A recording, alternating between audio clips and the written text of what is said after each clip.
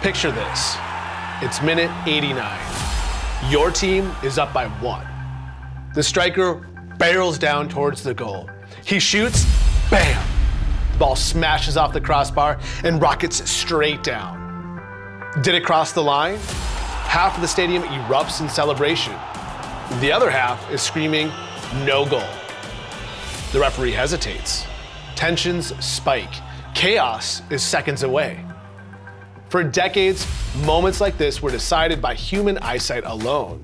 And over the last 12 years, technology has changed that.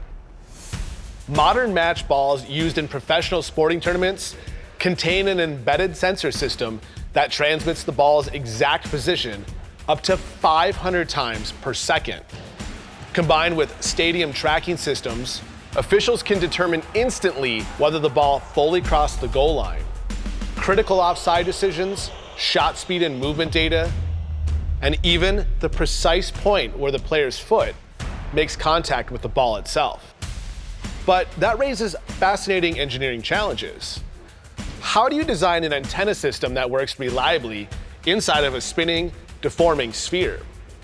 How do synthetic panels, adhesives, and internal bladder geometry affect signal transmission?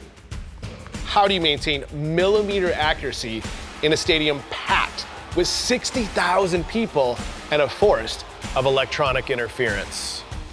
That split second between chaos and certainty is now solved not by debate, but by design. With Electromagnetics Engineer, part of SOLIDWORKS simulation suite, we can answer all of those questions.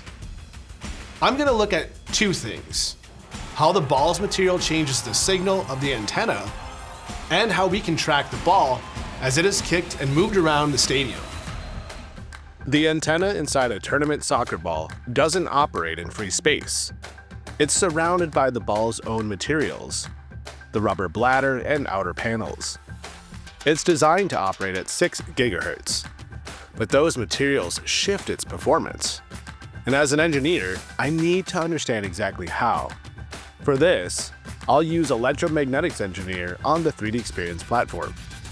I start by simulating the antenna in isolation, then place it inside the ball to see how the structure shifts the resonant frequency off target, changes the radiation pattern, and reduces efficiency.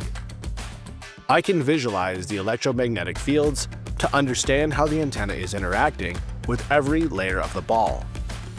Once I understand the shift, I tune the antenna back to the target 6 GHz and confirm it's performing correctly inside real operating environments. Then I scale it up. I can place the ball anywhere, like right on the goal line, to see exactly how the signal travels, reflects, and reaches each receiver. I simulate how that signal propagates through an entire stadium. The ball is tracked by over a dozen antennas around the field perimeter, using time and distance of arrival to calculate its position. Coverage gaps, placement trade-offs, and edge cases are all evaluated before anything is physically built. This is how ball tracking and goal line technology are designed, not by trial and error, but through electromagnetic simulation. All virtual prototyping is important. That importance is elevated when you're testing electromagnetic fields like wireless signals, because what you're testing is invisible. It's easy to drop something and see where it breaks, but it's hard to figure out where electromagnetic waves will get stopped because you can't actually see them. As technology advances and evolves at a rapid, almost relentless pace, we engineers need to keep up. We need to be sure the products we built and invested in will work in real life. With the simulation technologies provided by SOLIDWORKS, we can know if an object, from a massive stadium to a size 5 football, will do what we need it to do, all with virtual prototyping and simulation.